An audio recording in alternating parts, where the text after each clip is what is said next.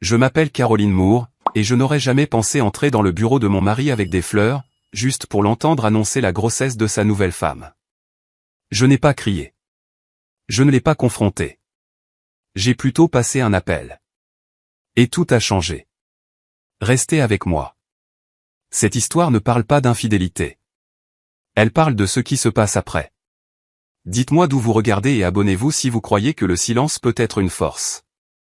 J'ai pénétré dans l'immeuble de bureau de Jason, des fleurs dont l'humidité transperçait le papier et la carte de ma fille serrée contre ma poitrine comme un secret.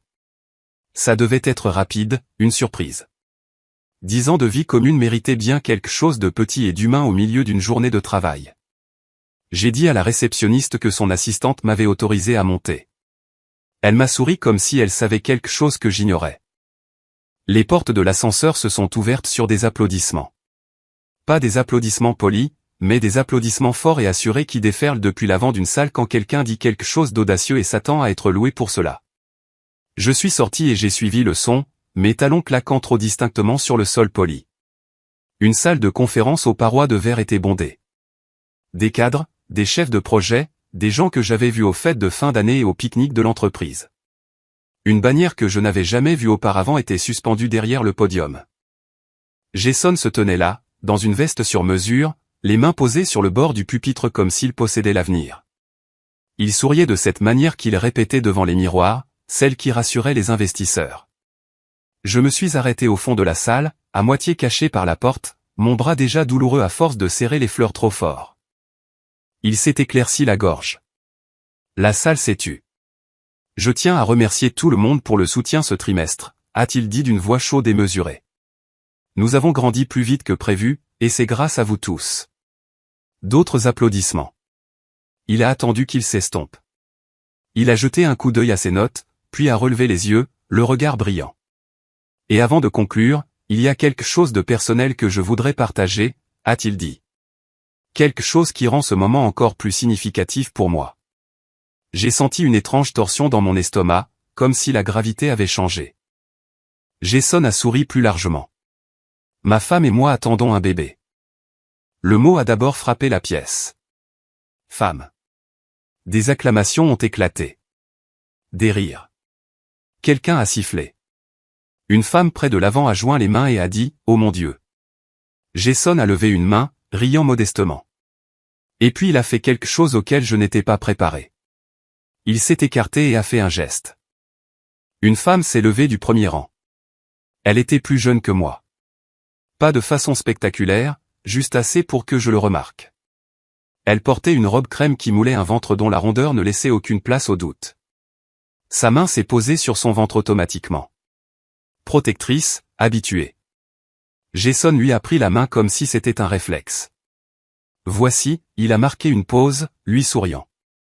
Voici ma femme. J'ai entendu ma propre respiration pour la première fois. Un son fin et aigu qui ne m'appartenait pas. Elle s'est penchée contre lui. Il lui a serré les doigts. Des appareils photo sont sortis. Quelqu'un a pris une photo. Quelqu'un d'autre a ri et a dit, déjà au 2e trimestre, hein. Jason a hoché la tête. Oui, nous voulions attendre que les choses soient stables. Stable ? Le mot pesait sur ma poitrine comme un poids. Mes fleurs ont glissé dans ma main. Une tige s'est cassée net. Le son a résonné fort à mes oreilles, même si personne d'autre ne l'a remarqué. La carte a un peu glissé, laissant entrevoir l'écriture maladroite de ma fille. Je l'ai remise en place sans regarder. Le regard de Jason a balayé la salle, savourant le moment. Et puis ses yeux se sont posés sur moi. Ce fut un vacillement, un bug. Son sourire a fléchi une demi-seconde. Comme un écran qui se fige avant de se corriger. Il a dégluti. La femme à côté de lui a suivi son regard. Ses yeux ont rencontré les miens. J'ai vu la reconnaissance se former, pas de moi, mais de quelque chose qui n'allait pas. Un calcul. Puis elle a détourné le regard. Jason s'est vite repris. Il le faisait toujours. Merci, a-t-il dit à la salle, la voix de nouveau assurée. Vraiment. Cette équipe est une famille pour nous. Famille. Quelqu'un près de la porte a bougé, me masquant partiellement. Les applaudissements ont repris, plus fort cette fois, et j'ai réalisé que plus personne ne me regardait. Je n'étais qu'une silhouette de plus au fond. Une autre personne qui applaudissait. Je n'ai pas applaudi. Je n'ai pas crié. Je n'ai pas couru. Je n'ai rien fait de dramatique qui aurait rendu cela plus facile à expliquer plus tard. Je suis resté là assez longtemps pour le voir l'embrasser sur la tempe. Assez longtemps pour la voir sourire aux appareils photo. Assez longtemps pour comprendre que ce n'était pas une erreur ou un malentendu. C'était répété. C'était planifié. Je me suis retourné et je suis sorti. Le couloir semblait plus long qu'il ne l'était quelques secondes auparavant. Les applaudissements, étouffés derrière le verre, ressemblaient à une fête sous l'eau. Mes talons semblaient à nouveau trop bruyants. J'ai croisé des gens que je connaissais. Des gens qui étaient venus chez moi, qui avaient mangé la nourriture que j'avais préparée, qui m'avaient demandé des nouvelles de ma fille. Personne ne m'a arrêté. Personne n'a prononcé mon nom. Les portes de l'ascenseur se sont fermées, et mon reflet m'a dévisagé depuis le métal brossé. Mon visage paraissait calme, peut-être pâle, mais calme. J'ai regardé les chiffres descendre et j'ai senti quelque chose se taire en moi, comme si un interrupteur avait été actionné. Dehors, le soleil était trop vif. Les voitures circulaient comme si de rien n'était. Je suis monté dans ma voiture et j'ai fermé la portière. Et c'est là que mes mains ont commencé à trembler. Pas violemment, juste assez pour que je le remarque. Mon téléphone était déjà dans ma main avant même que j'y pense. Un réflexe. 10 ans de vie commune se sont effondrés en une seule décision. Je n'ai pas appelé Jason. Je n'ai pas appelé ma sœur ou ma meilleure amie ou quiconque m'aurait dit de respirer. J'ai appelé quelqu'un d'autre. La ligne a sonné une fois, 2 fois. Allô. Un homme a répondu. Professionnel, alerte. C'est Caroline Moore, ai-je dit. Ma voix semblait stable, comme si elle appartenait à quelqu'un d'autre. Je dois sécuriser mes finances. Immédiatement. Il y a eu une pause. Êtes-vous en sécurité? Oui, ai-je dit. Je regardais l'immeuble à travers le pare-brise, le verre captant la lumière. Quelque part à l'intérieur, Jason souriait encore. Mais je ne le serai plus si j'attends. D'accord, a-t-il dit. Dites-moi ce qui se passe. Je ne lui ai pas tout raconté. Ce n'était pas nécessaire. Je lui en ai donné assez, mariage, compte joint, implication dans l'entreprise, une déclaration publique qui m'effaçait. Il a écouté. Quand j'ai fini, il n'a pas halté, ne m'a pas interrompu, ne m'a pas dit de me calmer. Il a dit, nous devons agir vite. Je sais, ai-je dit. J'ai mis fin à l'appel et je suis resté assise un moment, les mains enfin immobiles. J'ai posé les fleurs sur le siège passager. La carte a de nouveau glissé. Je l'ai ramassée et j'ai lu le message de ma fille pour la première fois. Joyeux anniversaire, maman et papa. Je vous aime pour toujours. Je l'ai pliée soigneusement et l'ai mise dans mon sac. Puis j'ai démarré la voiture. Je ne savais pas encore exactement comment cela se terminerait. Je n'avais pas de script, de discours ou de plan écrit. Mais alors que je quittais le trottoir, une chose s'est mise en place avec une clarté absolue. Jason avait annoncé une nouvelle vie en public. Je mettrais fin à la sienne de la même manière, et je ne manquerais pas ma cible. Avant ce jour, je vous aurais dit que mon mariage était solide. Pas parfait, mais solide, de la manière dont on croit en quelque chose parce que ça dure depuis longtemps. Jason et moi nous sommes rencontrés à la fin de la vingtaine, tous deux épuisés, ambitieux, et convaincus d'avoir enfin trouvé quelqu'un qui comprenait le coup de vouloir plus. À l'époque, j'avais le meilleur emploi. C'est moi qui avais un salaire stable, une assurance maladie, un plan de retraite. Jason avait des idées, de grandes idées, et le genre de confiance qui donnait envie aux gens d'investir en lui avant même qu'il y ait quoi que ce soit de tangible à montrer. Quand il a décidé de quitter son cabinet pour créer sa propre entreprise, il n'y a pas eu de débat. Nous avons parlé chiffres, délais, risques, puis j'ai dit oui. J'ai pris du recul pour qu'il puisse avancer. Quand notre fille est née, ce choix est devenu permanent. Nous avons convenu que je prendrais le rôle flexible, que je m'occuperais des sorties d'école, des rendez-vous chez le pédiatre, des fièvres nocturnes. Jason voyageait. Jason présentait ses projets. Jason sortait tard. Nous nous disions que c'était temporaire, qu'une fois l'entreprise stabilisée, les choses se rééquilibreraient. Elles ne l'ont jamais fait. Les premiers signes avant-coureurs étaient assez discrets pour être excusés.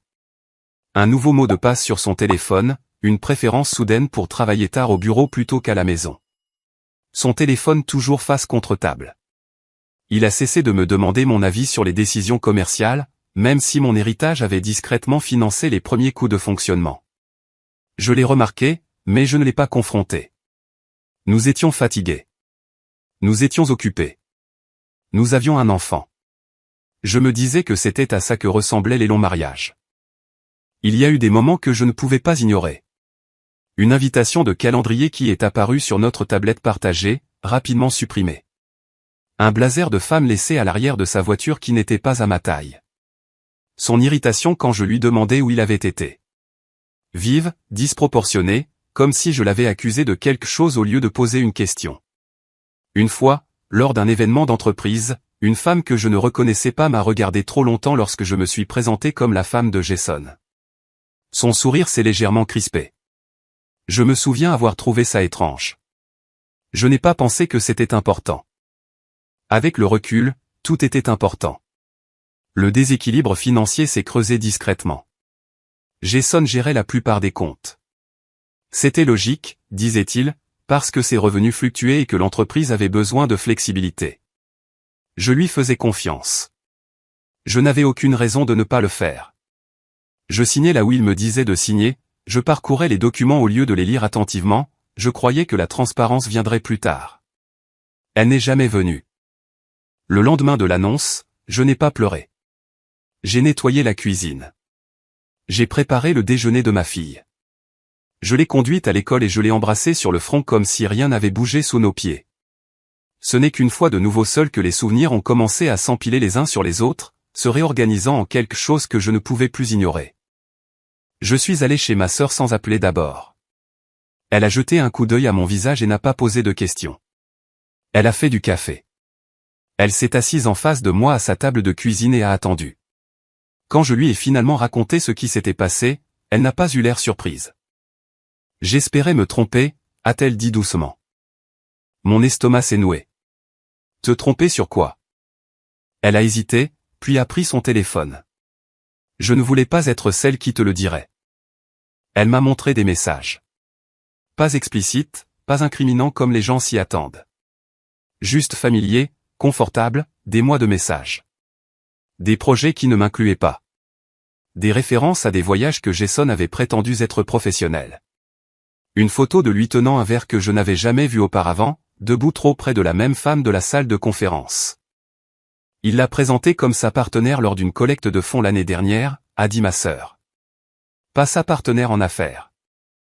J'ai fixé l'écran jusqu'à ce que les mots deviennent flous. Pourquoi ne me l'as-tu pas dit? Parce qu'à chaque fois que j'essayais d'exprimer mes inquiétudes, tu le défendais, a-t-elle dit gentiment. Et je ne voulais pas avoir tort. Elle n'avait pas tort. La confirmation finale est venue de ma fille ce soir-là, sans qu'elle se rende compte de ce qu'elle faisait.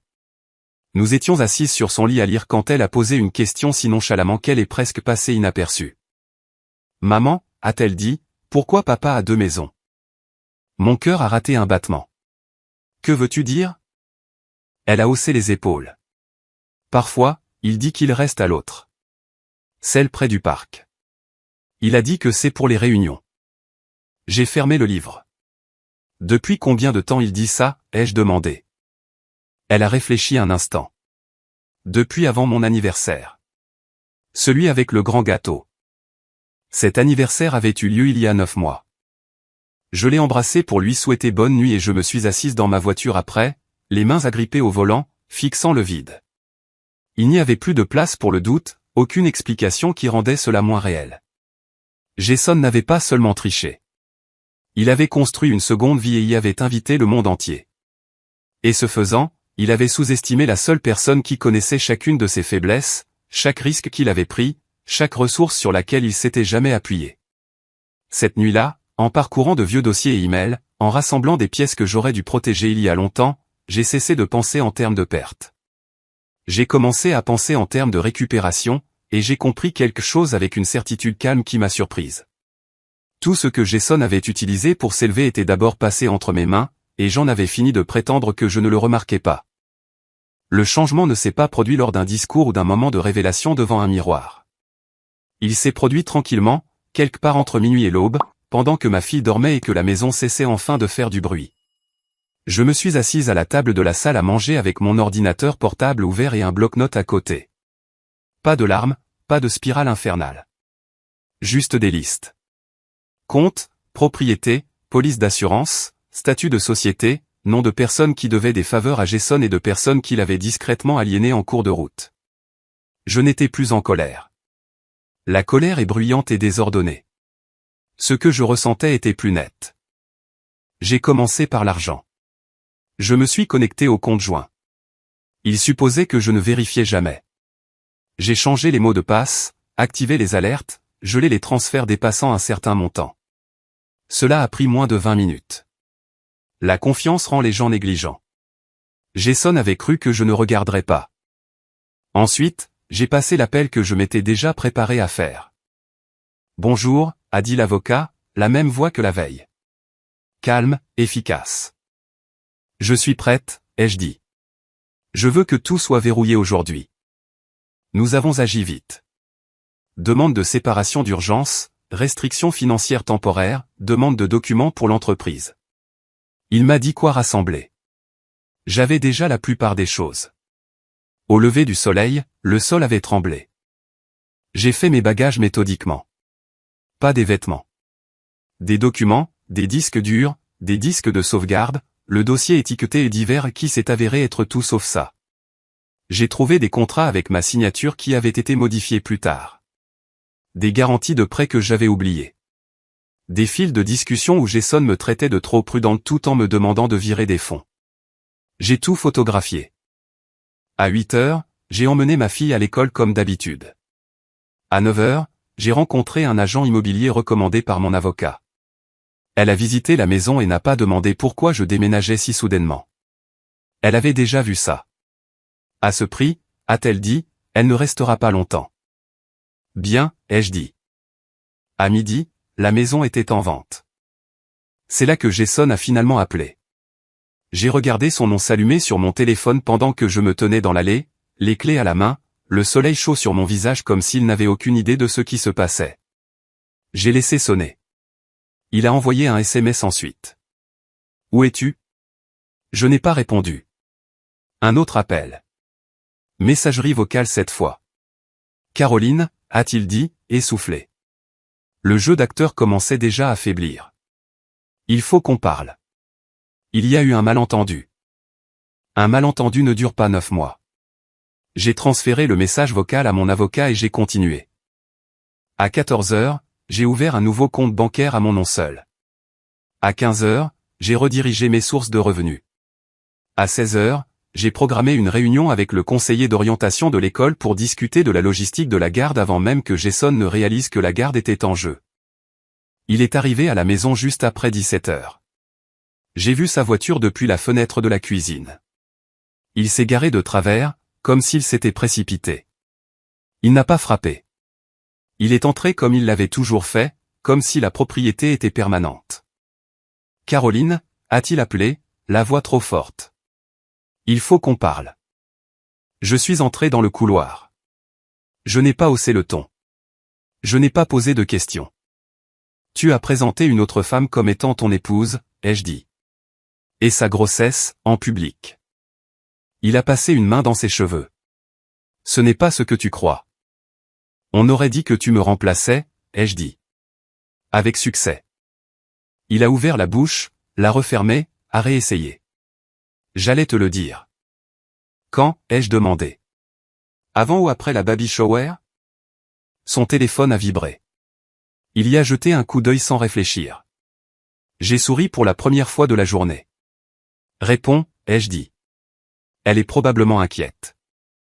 Il a levé les yeux brusquement. Comment tu? Je sais tout, ai-je dit. Et j'ai déjà tourné la page. Il s'est approché, baissant la voix. Ralentissons. On peut gérer ça en privé. On a dépassé le stade du privé, ai-je dit. Tu en as décidé ainsi hier. C'est là qu'il a compris. Pas émotionnellement, mais logistiquement. Il a remarqué les étagères vides, les dossiers manquants, la carte de l'agent immobilier sur le comptoir. « Que as-tu fait » a-t-il demandé. « Je me suis protégé » ai-je dit. « Et notre fille ?» Son visage a changé. Pas de la culpabilité, de la peur. « Mes comptes ne fonctionnent pas » a-t-il dit. « J'ai essayé de déplacer de l'argent ce matin. »« Je sais » ai-je dit. « Tu ne déplaceras rien pendant un certain temps. » Il m'a regardé comme si j'étais devenu quelqu'un d'autre. « Tu ne ferais pas ça » a-t-il dit. J'ai pris mon sac et je suis passé devant lui. Je l'ai déjà fait. Et alors que je sortais de l'allée, le voyant rapetissé dans le rétroviseur, j'ai compris quelque chose avec une clarté absolue. Jason avait pensé que la trahison était la partie difficile. Il n'avait aucune idée de ce à quoi ressemblait la préparation. Les conséquences ne sont pas arrivées tout en même temps. Elles se sont propagées en ondes, silencieuses au début, puis assez rapides pour le déséquilibrer. Jason a commencé à appeler avant le lever du soleil le lendemain matin. Pas les appels confiants et brefs qu'il passait quand quelque chose n'allait pas au travail. C'étaient des appels paniqués, des appels manqués empilés sur mon écran. Les SMS ont suivi, perdant en cohérence au fil des heures. La banque a fait une erreur. Je ne peux pas accéder au compte de l'entreprise. Appelle-moi maintenant. C'est sérieux. C'était sérieux, mais pas pour moi.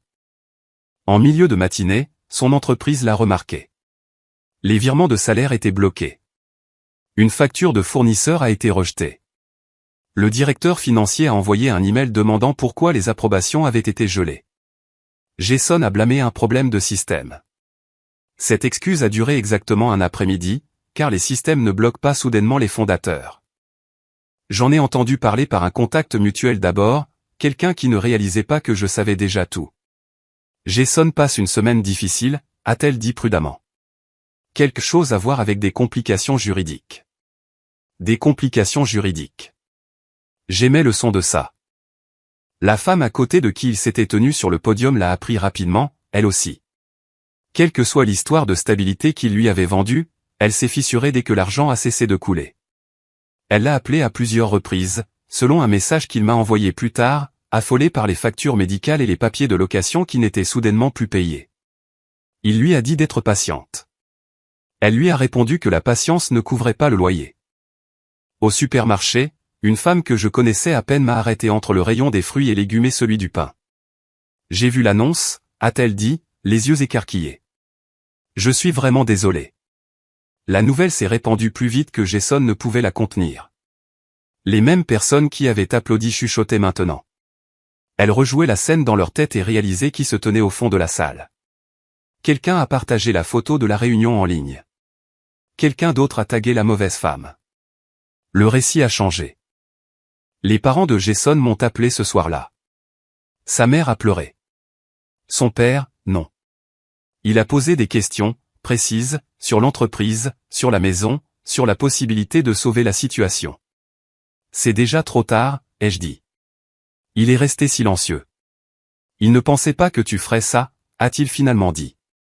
Je sais, ai-je répondu. Jason s'est présenté chez ma sœur 2 jours plus tard, à l'improviste, faisant les 100 pas dans son allée comme un homme attendant un verdict. Elle ne l'a pas laissé entrer. Elle lui a dit de partir. Il n'est pas parti. J'ai juste besoin de lui parler, a-t-il dit, la voix brisée. Tu as déjà parlé, a-t-elle répondu, devant une salle pleine de gens. À la fin de la semaine, le ton de ses messages a changé. D'abord la colère, les accusations, les affirmations que je surréagissais, que j'essayais de le détruire. Puis est venu le marchandage. On peut arranger ça. Pense à notre fille. Tu vas trop loin. Je n'ai pas répondu. Le dernier message est arrivé tard le dimanche soir, plus long que les autres. S'il te plaît, appelle-moi. Je l'ai regardé un long moment, puis j'ai verrouillé mon téléphone et je l'ai posé face contre table. Car les premières conséquences étaient déjà tombées.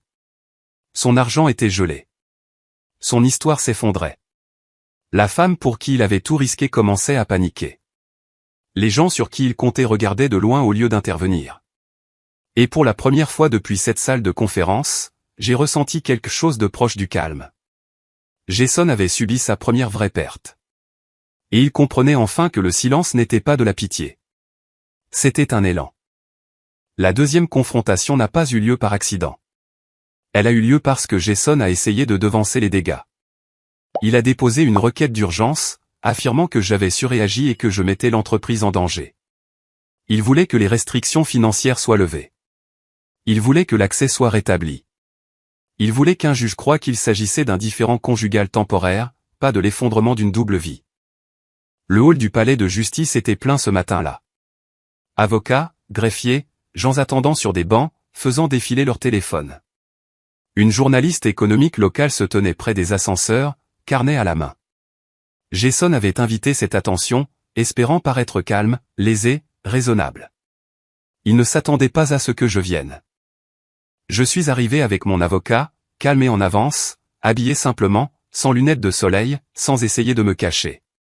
Quand Jason m'a vu, son visage a changé comme dans la salle de conférence. Le choc d'abord, puis le calcul. Elle était là aussi. La femme de l'annonce se tenait à quelques mètres derrière lui, la main sur le ventre, scrutant la pièce comme si elle réalisait trop tard que ce n'était pas un lieu de célébration. Pas de caméra pour elle aujourd'hui. Pas d'applaudissements. Jason s'est avancé vers moi. On peut parler avant, a-t-il dit à voix basse. Pas besoin de faire ça devant tout le monde. Je l'ai regardé. Vraiment regardé. La confiance qu'il portait si facilement s'était amincie. Son costume tombait différemment sur lui maintenant, comme s'il appartenait à un homme qui avait mal dormi depuis des semaines. C'est toi qui as amené ça ici, ai-je dit. Je ne fais que répondre. Les portes se sont ouvertes. Nous avons été appelés à l'intérieur. Ce qui a suivi n'était pas dramatique comme dans les films. C'était pire. C'était précis. Mon avocat a exposé les chronologies, les dates, les transferts de comptes qui coïncidaient parfaitement avec l'annonce, les documents montrant mes contributions financières à l'entreprise, les preuves que Jason avait déformé son état civil dans des contextes professionnels. Le juge a écouté. Jason a interrompu une fois, 2 fois. Chaque fois, cela a joué contre lui. La femme à ses côtés s'agitait sur sa chaise, sa confiance s'évanouissant à chaque phrase qui confirmait qu'elle n'était protégée par aucune de ses promesses. Puis mon avocat a fait quelque chose que Jason n'avait pas prévu. Il a lu à haute voix une transcription de la réunion de l'entreprise. Les mots exacts que Jason avait utilisés. Ma femme et moi attendons un bébé. Il a marqué une pause. Quelle femme? La salle est devenue silencieuse. Le juge a levé les yeux. L'avocat de Jason n'a pas parlé. Je me suis alors levé. Je ne l'avais pas prévu, mais le moment l'exigeait. Je ne suis pas venu ici pour me battre publiquement, ai-je dit d'une voix stable. Je suis venu ici parce que mon mari a pris la décision publique de m'effacer. Je demande simplement au tribunal de reconnaître la réalité. Jason a secoué la tête. Ce n'est pas juste. Je me suis tourné vers lui. Je n'ai pas haussé la voix. Je ne l'ai pas insulté. Tu as présenté un avenir sans moi, ai-je dit. Je finalise un présent sans toi. Quelqu'un au fond a laissé échapper un souffle. La journaliste a levé les yeux. Le juge a statué rapidement. La restriction a été maintenue. L'accès de Jason est resté limité. L'affaire se poursuivrait selon mes termes, pas les siens. À l'extérieur de la salle d'audience, la femme ne l'a pas suivi. Elle est restée immobile pendant qu'il marchait devant, puis elle a appelé son nom. Quand il s'est retourné, elle a dit quelque chose de bas et de sec. Il a tendu la main vers son bras. Elle s'est dégagée.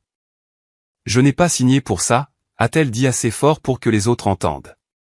Tu avais dit que tu étais divorcé. Elle est partie seule. Jason est resté là, exposé dans un couloir plein de témoins qui venaient de voir son histoire s'effondrer en temps réel. La journaliste s'est avancée. Un commentaire, a-t-elle demandé. Jason m'a regardé, la panique vacillant. J'ai offert une dernière phrase, calme et claire. La vérité n'a pas besoin d'être protégée, ai-je dit. Elle attend juste. Cet après-midi-là, la citation était partout, et Jason n'avait plus rien derrière quoi se cacher. Jason n'a pas disparu après l'audience. Il a redoublé d'efforts. 2 jours plus tard, une publication soigneusement rédigée est apparue sur la page de son entreprise. Il l'a qualifiée de clarification personnelle. Il a écrit sur la vie privée, les malentendus, sur la façon dont les récits publics peuvent déformer les luttes privées. Il n'a jamais utilisé mon nom. Il n'a jamais nié l'annonce de la grossesse. Il s'est présenté comme un homme pris entre deux chapitres de sa vie. Les commentaires n'ont pas tourné comme il l'espérait. Au début, ils étaient prudents. Les gens posaient des questions. D'autres le défendaient, répétant des phrases qu'il avait plantées, situation complexe, séparation en cours, procédure légale. Mais ensuite, quelqu'un a posté une capture d'écran d'une collecte de fonds des mois plus tôt, montrant Jason avec son bras autour de la femme enceinte, légendé, partenaire, pas partenaire en affaires. Un autre commentaire a suivi, puis un autre. Les chronologies ont commencé à concorder. Un ancien employé est intervenu, anonymement au début, disant que les retards de paie n'étaient pas nouveaux, que les fournisseurs avaient été payés en retard pendant que Jason louait des voitures de luxe. Quelqu'un d'autre a mentionné que la séparation temporaire à laquelle Jason faisait référence n'avait jamais été divulguée en interne. Les RH l'ont confirmé. Le ton a changé. Ce soir-là, la publication a été partagée en dehors de la page de l'entreprise. Un compte économique local l'a republié avec une seule légende. Quelle femme? Cette phrase est restée. Jason a essayé de la contenir. Il a désactivé les commentaires. Il a complètement retiré la publication. C'était trop tard. Les captures d'écran s'étaient déjà propagées.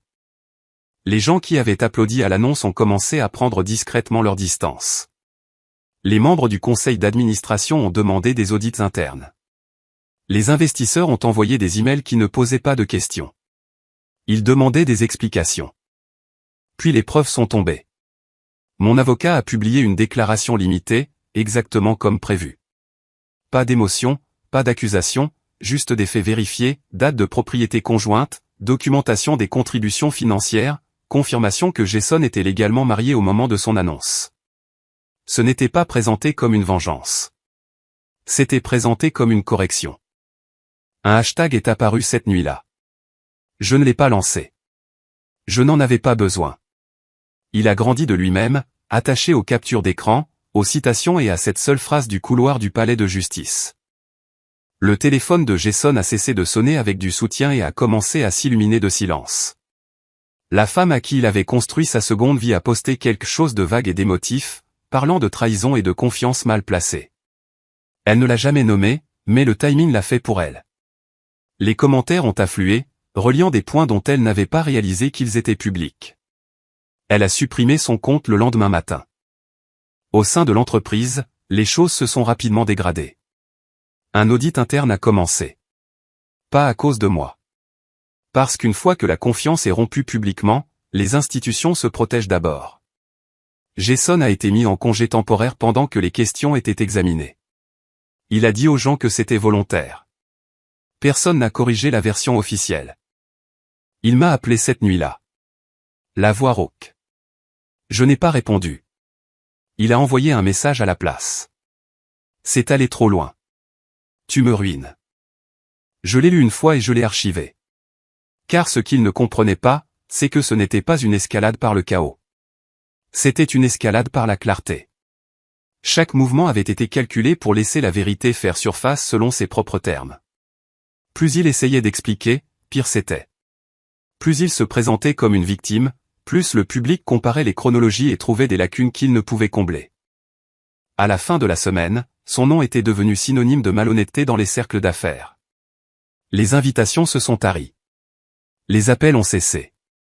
Sa réputation soigneusement entretenue s'est effondrée sous le poids de la cohérence. Le genre de cohérence qu'on ne peut pas feindre. Et pourtant, je n'ai rien dit publiquement au-delà du nécessaire. Le silence, ai-je appris, est terrifiant pour les gens qui dépendent du contrôle du récit. Jason avait perdu l'histoire. Et une fois que cela arrive, tout le reste suit. Le temps que la procédure judiciaire rattrape le scandale, Jason était déjà en train de s'effondrer. Les tribunaux ne se soucient pas des intentions ou des explications. Ils se soucient des registres. Et les registres n'oublient pas. Le comptable judiciaire a trouvé les schémas en moins d'une semaine. Des virements acheminés par des comptes personnels. Des dépenses professionnelles masquant des frais de subsistance personnels. Des fonds redirigés vers une résidence que je n'avais jamais vue, louée sous une SARL qu'il n'avait jamais mentionnée. La deuxième maison près du parc n'était pas pour les réunions. C'était pour une vie qu'il pensait que je ne retracerais jamais jusqu'à lui. Le juge n'a pas haussé la voix lorsque les conclusions ont été présentées. Il n'en avait pas besoin. Il a simplement ordonné l'extension des protections. Les actifs communs ont été partagés sous des ordonnances provisoires qui favorisaient la préservation, pas le confort. Jason a perdu le contrôle des dépenses discrétionnaires du jour au lendemain. Les lignes de crédit ont été suspendues. Son accès au fonds de l'entreprise, déjà limité, était désormais supervisé. Chaque mouvement nécessitait une approbation. Chaque justification était documentée. À la maison, les conséquences ont atteint notre fille de manière plus discrète. Jason a manqué une visite prévue, puis une autre. Il a blâmé la circulation, puis le travail, puis rien du tout. L'évaluateur de la garde a pris des notes. Les schémas comptent pour les gens formés à les voir. Je n'ai pas eu besoin d'argumenter. La maison s'est vendue rapidement. Le produit de la vente a été placé sous séquestre en attendant la division finale. Jason a tenté de retarder la vente, invoquant un attachement émotionnel. Le tribunal a rejeté sa demande. L'attachement émotionnel ne l'emporte pas sur la faute financière. Ses parents sont venus me voir en personne quelques jours plus tard. Pas ensemble, séparément. Sa mère a pleuré et s'est excusée à plusieurs reprises d'avoir élevé un fils qui pensait pouvoir vivre 2 vies sans conséquences. Son père était plus calme. Il a demandé des documents. Je les lui ai donnés. Il a lu chaque page sans interrompre. Quand il a fini, il s'est levé, a redressé sa veste et a dit « Je ne le protégerai pas de ça ». Il le pensait financièrement. Il le pensait socialement. Il le pensait complètement. Le soutien que Jason supposait voir apparaître n'est jamais venu. Son frère a cessé de répondre à ses appels. Un cousin a retiré un prêt promis. Des amis qui le qualifiaient autrefois de brillant se sont soudain souvenus d'engagements antérieurs. Le filet de sécurité s'est effondré parce qu'il avait toujours été conditionnel, et Jason avait rompu la condition. La femme à qui il avait promis un avenir a tenté d'obtenir une pension alimentaire pour l'enfant avant que le divorce ne soit finalisé. Son avocat a rapidement réalisé la même chose que tout le monde, les ressources disponibles de Jason étaient bien inférieures à ce qu'il avait prétendu. Tout ce qu'il lui avait vendu comme stabilité avait été construit sur un terrain d'emprunt. Elle a quitté la 2e maison en moins d'1 mois. Jason ne m'a pas dit où il était allé. Je n'ai pas demandé.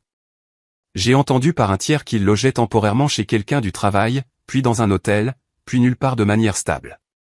Sa voiture a été saisie discrètement. Son bail s'est terminé bruyamment. La décision finale sur la garde est tombée sans drame. Résidence principale accordée à moi. Jason a obtenu un temps de visite limité et supervisé jusqu'à nouvel ordre. Quand le juge l'a regardé, il n'y avait pas de colère dans son expression, juste une conclusion. Jason est sorti de cette salle d'audience avec un dossier d'obligation et plus aucun levier. Je suis sorti avec la main de ma fille dans la mienne, les papiers en sécurité. L'avenir s'est réduit à quelque chose de gérable. La trahison lui avait coûté tout ce qu'il pensait garanti, et elle m'avait donné quelque chose qu'il n'aurait jamais attendu. Le contrôle. Il a demandé à me voir une dernière fois par l'intermédiaire de son avocat. Pas une visite surprise, pas un message vocal à minuit. Une demande formelle, correctement acheminée, avec un langage prudent. Il a dit qu'il avait besoin de tourner la page. Il a dit que c'était important. Il a dit que ça l'aiderait à avancer. J'ai accepté à une condition, nous nous retrouverions dans un lieu public, pendant la journée, pour une durée maximale de 30 minutes. Il a accepté immédiatement. Nous nous sommes rencontrés dans un café tranquille près du palais de justice, le genre d'endroit que les gens choisissent quand ils veulent de la neutralité. Couleur neutre, musique neutre, conversation neutre bourdonnant en arrière-plan. Je suis arrivé la première et j'ai choisi une table près de la fenêtre. Quand Jason est entré, je l'ai à peine reconnu. Il avait perdu du poids. Pas le genre de poids sain, le genre frénétique. Son costume était propre, mais usé. La confiance qui le maintenait autrefois avait disparu. Il a balayé la pièce du regard comme s'il s'attendait à être refoulé. Quand il m'a vu, le soulagement a traversé son visage si vite que ma poitrine s'est serrée. « Merci d'être venu », a-t-il dit en se glissant sur la chaise en face de moi. « Je ne pensais pas que tu viendrais. »« 30 minutes, ai-je répondu. « Ne les gaspillons pas. » Il a hoché la tête, les mains jointes fermement devant lui. Il n'a rien commandé. Je sais que tu ne me dois pas ça, a-t-il commencé. Mais j'avais besoin que tu m'écoutes. Je n'ai rien dit. Il a dégluti. J'ai fait des erreurs. Je ne vais pas le nier. Mais ça, tout ce qui s'est passé, c'est devenu hors de contrôle. Je n'ai jamais voulu que ça aille aussi loin. Je l'ai regardé fixement. Tu as présenté une autre femme comme étant ton épouse, en public. Ses yeux sont tombés. J'étais piégé. Non, ai-je dit. Tu étais à l'aise. Il a tressailli. J'ai construit quelque chose de mal, a-t-il poursuivi, la voix brisée. Je ne savais pas comment l'arrêter sans tout faire exploser. Alors, tu as fait exploser notre vie à la place, ai-je dit doucement. Soigneusement, jusqu'à ce que tu n'aies plus à me regarder. Des larmes ont perlé dans ses yeux. Je n'ai rien ressenti en les voyant. J'ai tout perdu, a-t-il dit. Mon travail, ma réputation, ma famille. Je ne sais même pas où je vais aller maintenant.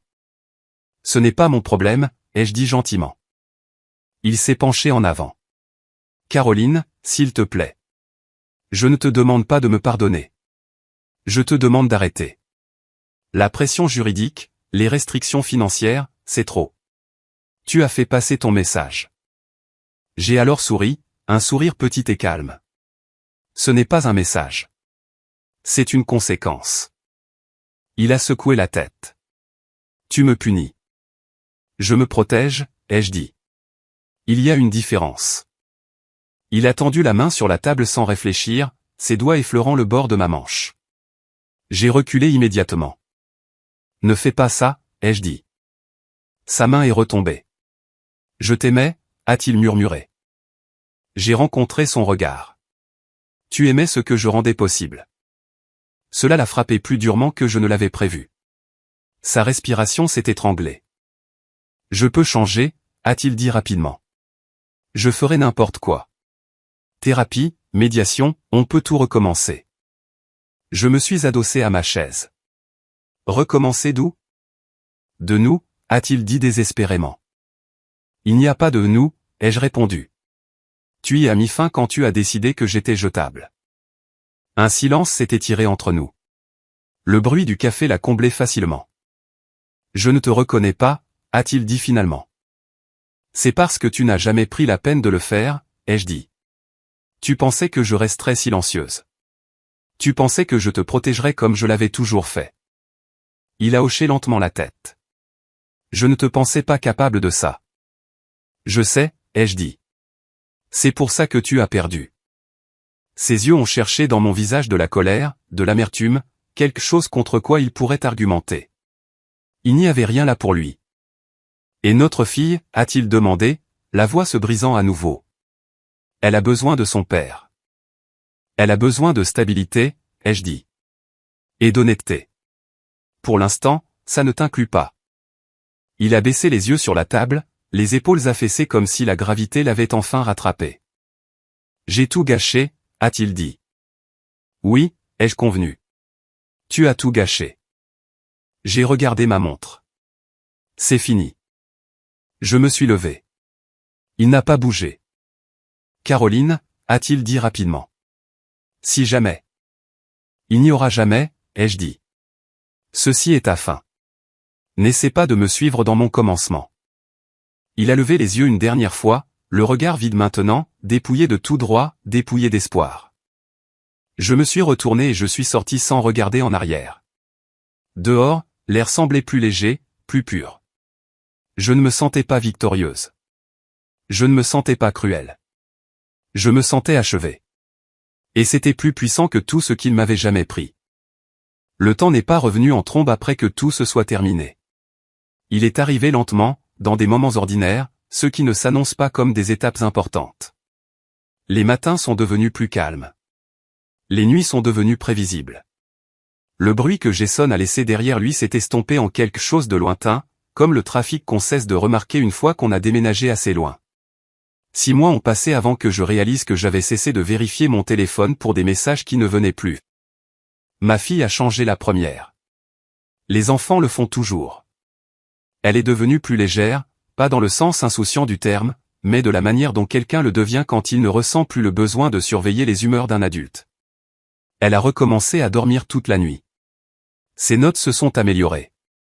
Elle a cessé de poser des questions chargées d'inquiétude. La stabilité a eu un effet visible sur elle, et voir cela suffisait à me dire que j'avais fait le bon choix. Le travail est revenu naturellement dans ma vie, non pas comme une évasion, mais comme un retour. J'ai accepté un poste qui correspondait à mon emploi du temps au lieu de le dévorer. J'ai utilisé les compétences que je n'avais jamais vraiment perdues, la négociation, l'analyse, la retenue. Je n'ai pas reconstruit bruyamment. J'ai reconstruit correctement. La maison dans laquelle nous avons emménagé était plus petite, plus lumineuse. Elle ne contenait que ce dont nous avions besoin. Il n'y avait pas de porte verrouillée, pas d'appel sans réponse. Pas de sentiment que quelque chose d'important se passait ailleurs. Quand je m'asseyais à la table de la cuisine maintenant, c'était pour aider au devoir ou boire un café pendant que le soleil se levait, pas pour démêler le désordre de quelqu'un d'autre. J'ai eu des nouvelles de Jason de temps en temps, toujours par quelqu'un d'autre. Il a pris un poste de consultant temporaire qui s'est terminé discrètement. Il a manqué des visites prévues. Puis il a manqué des mois entiers. La femme à qui il avait promis un avenir a déménagé hors de l'État pour se rapprocher de sa famille. Je n'ai pas demandé où. Ça n'avait pas d'importance. Quand ma fille posait des questions sur lui, je répondais honnêtement, sans amertume. Il a fait des choix, disais-je. Et ces choix ont changé les choses. Elle acceptait cela. Les enfants comprennent mieux la vérité que les excuses. 1 an après l'annonce, je suis passé devant l'immeuble où cela s'était produit. La bannière avait disparu. Le hall semblait identique. Personne ne m'a reconnu. Je suis resté là un moment de plus que nécessaire, non par douleur, mais par perspective. Cette femme que j'avais été, debout au fond d'une salle avec des fleurs, me semblait à la fois familière et distante. Je n'avais pas pitié d'elle. J'étais fier d'elle d'être partie sans supplier d'être reconnue. Le changement le plus surprenant n'a pas été la confiance ou le succès. C'était le calme, celui qui n'a pas besoin de validation. Je ne me justifiais plus auprès des gens qui n'écoutaient pas. Je n'adoucissais plus mes besoins pour préserver le confort de quelqu'un d'autre. Je ne répétais plus les conversations dans ma tête, anticipant comment me rendre plus facile à garder. La liberté, ai-je appris, n'est pas dramatique. C'est se réveiller sans angoisse. C'est faire des projets qui ne nécessitent pas de permission.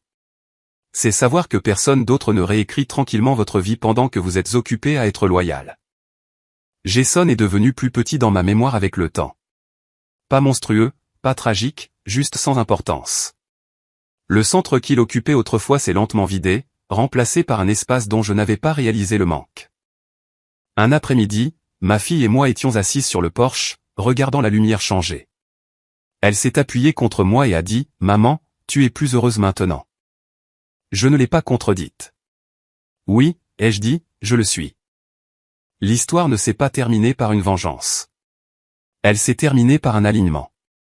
Avec la compréhension que la trahison ne vous brise que si vous essayez d'y survivre en restant petit. Jason pensait qu'annoncer une nouvelle vie m'effacerait. Au lieu de cela, cela a tout clarifié. Et la vie que j'ai construite par la suite n'avait pas besoin de témoins. Elle avait juste besoin de moi. Merci d'être resté avec mon histoire jusqu'à la fin. Si cela vous a touché ou vous a fait voir quelque chose différemment, n'hésitez pas à cliquer sur le bouton j'aime pour montrer votre soutien. J'aimerais beaucoup lire vos pensées ou votre propre expérience dans les commentaires ci-dessous, car vous n'êtes pas seul dans cette situation. Si vous voulez plus d'histoires comme celle-ci, assurez-vous de vous abonner et de cliquer sur le pouce bleu pour ne pas manquer ce qui arrive. On se retrouve dans la prochaine vidéo.